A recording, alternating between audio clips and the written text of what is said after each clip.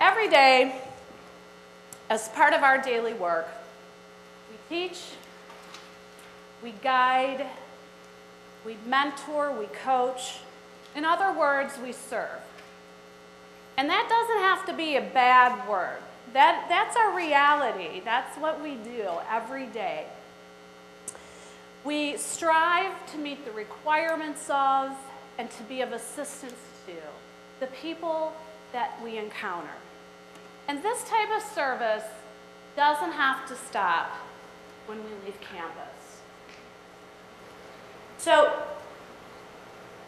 in the next few minutes, I'm going to show you the 7 EMU quality service standards and offer a few simple reminders on how we can strive to make them part of our daily life, regardless of where we are each hour. How we respond to the needs and the opportunities that are placed in front of us is often about choice. It's about choosing to do the right thing. I believe that when we do this, we are indeed living the golden rule. We're doing unto others as we would have them do unto us. We are serving others and sharing our time and talents with others in a way that we would wish them to help us. I'm going to go back to 2006 and let you know where these service standards came from that I'm about to talk about. Back in 2006, I was the member of, oh my goodness, it's so touchy, isn't it?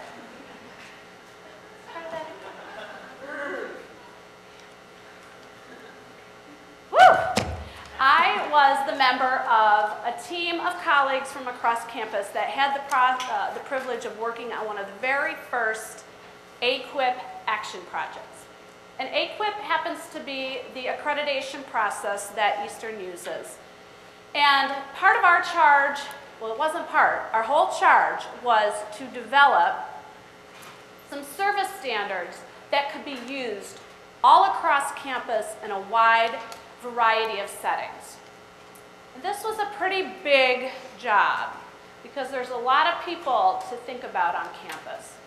So we started looking at a lot of different models. We talked and we talked. We might have eaten a little. And we came across and we rested on some Disney models. And we all know Disney is worldwide recognized for their service delivery. And so we borrowed a little bit of Disney magic, a little bit of pixie dust, if you will, and we took that formula for success and came up with our own service standards.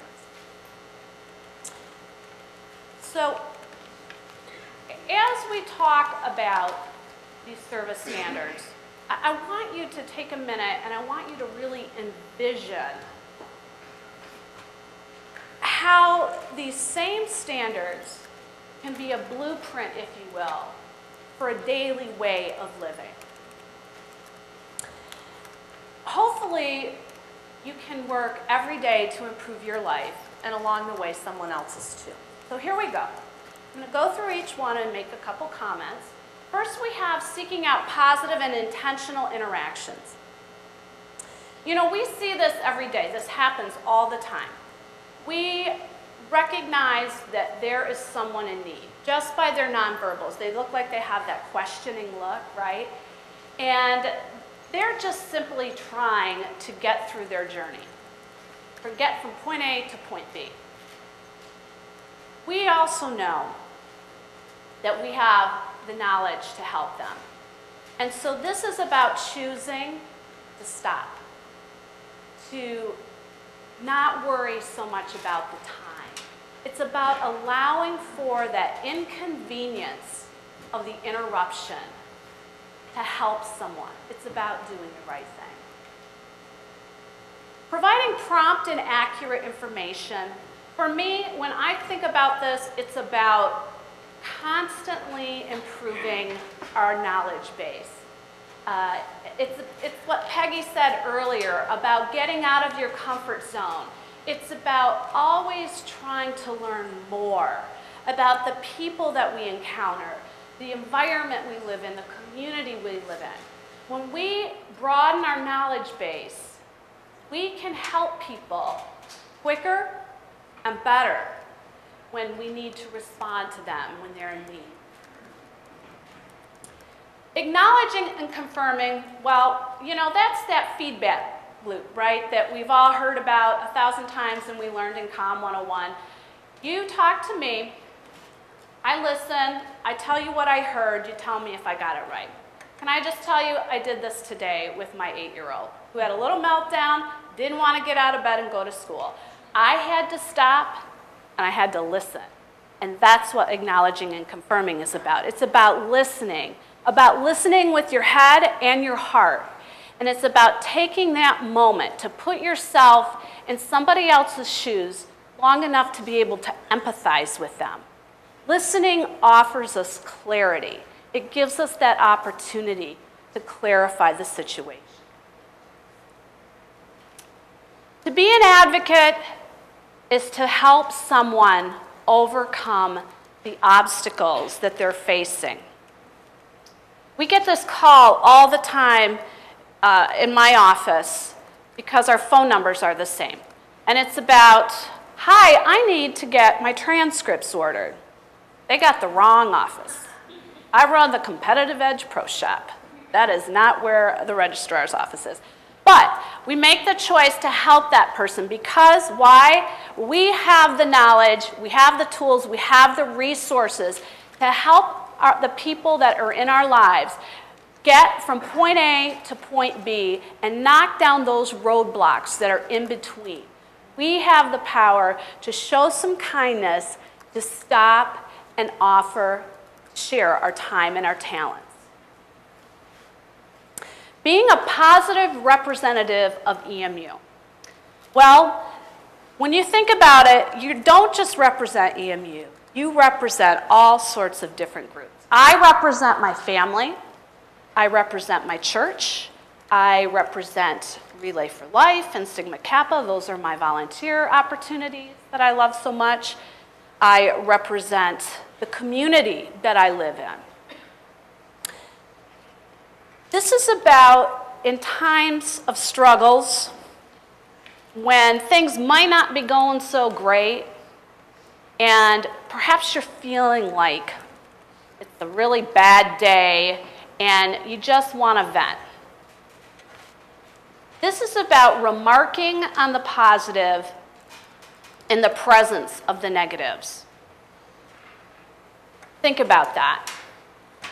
Things are going bad.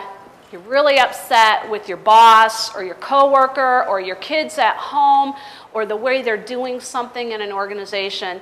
So, choose restraint and think about how you can remark on the positives in the presence of all those negatives. Treating people as individuals is looking at every person we encounter and every new situation we encounter as if it's the very first time it ever happened.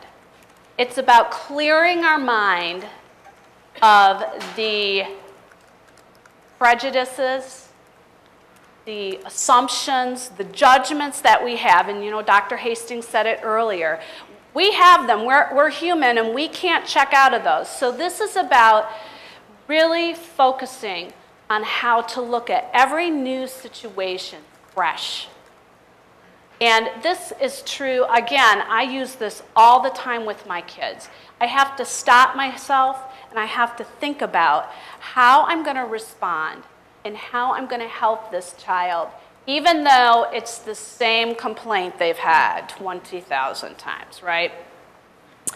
And the way that we can start all of this is with the 7th standard, which is to smile, right?